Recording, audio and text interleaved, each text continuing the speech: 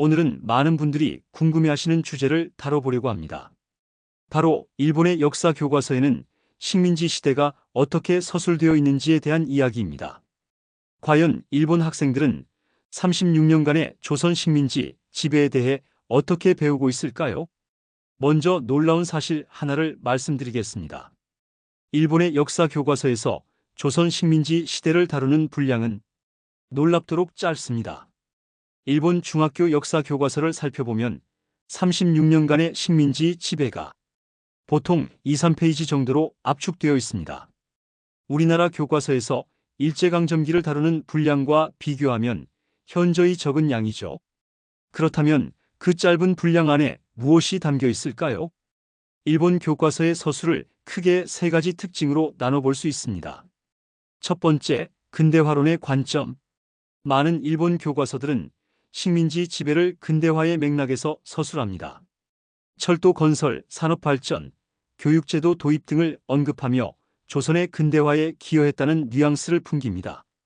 물론 이것이 조선인들을 위한 것이 아니라 일본의 필요에 의한 것이었다는 점은 명시하지만 전체적인 톤은 여전히 발전과 근대화에 초점이 맞춰져 있습니다. 흥미로운 점은 문장 구조입니다. 조선을 식민지로 만들었다보다는 조선이 식민지가 되었다는 식의 수동적 표현이 자주 등장합니다. 이는 언어학적으로 봤을 때 주체의 책임을 희석시키는 효과가 있죠. 마치 자연스럽게 일어난 역사적 과정처럼 느껴지게 만드는 거예요.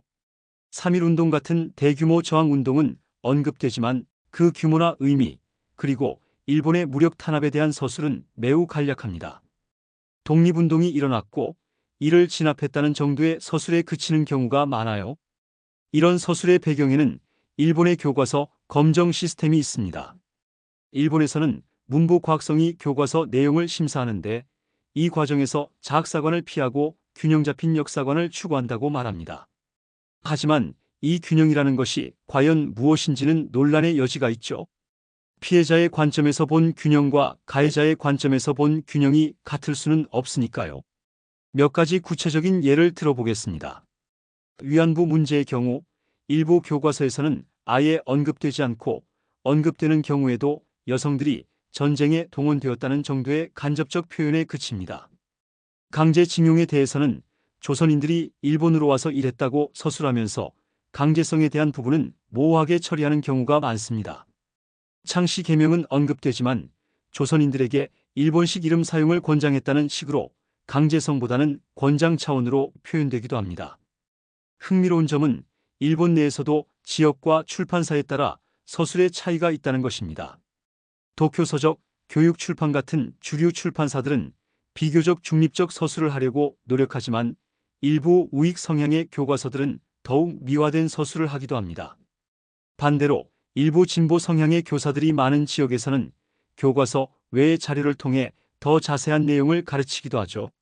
그렇다면 이런 교육을 받은 젊은 일본인들은 식민지 시대를 어떻게 인식하고 있을까요? 최근의 여론조사들을 보면 젊은 일본인들의 상당수가 식민지 지배에 대해 잘 모르겠다 또는 관심이 없다고 답합니다. 이는 교육 과정에서 충분히 다뤄지지 않았기 때문으로 보입니다. 물론 개인적으로 관심을 가지고 공부하는 젊은이들도 있지만 일반적으로는 한국인들이 생각하는 것만큼 이 문제에 대해 깊이 알고 있지는 않은 것 같습니다. 이런 현상이 일본만의 특징일까요? 독일의 경우 홀로코스트와 2차 대전에 대한 교육이 매우 상세하고 비판적으로 이루어집니다. 기억, 책임, 미래라는 슬로건 아래 과거사에 대한 철저한 반성 교육이 이루어지죠. 반면 미국의 경우 원주민 학살이나 노예제에 대한 교육이 지역에 따라 천차만별입니다. 일부 지역에서는 이런 내용들이 축소되거나 미화되기도 하죠.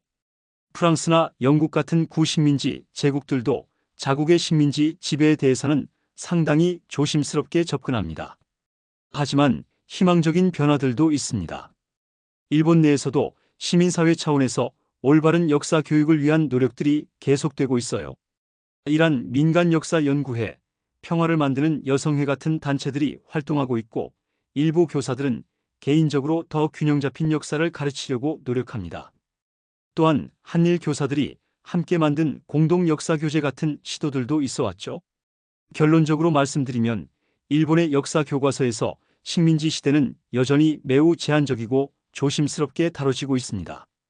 한국인들이 기대하는 만큼의 반성이나 사과의 내용은 찾아보기 어렵고 오히려 근대화나 발전의 관점에서 서술되는 경우가 많아요. 하지만 이것이 모든 일본인의 생각을 대변하는 것은 아닙니다. 개인차도 크고 지역차도 있고 세대차도 있죠. 무엇보다 중요한 것은 이런 현실을 이해하면서도 포기하지 않는 것입니다.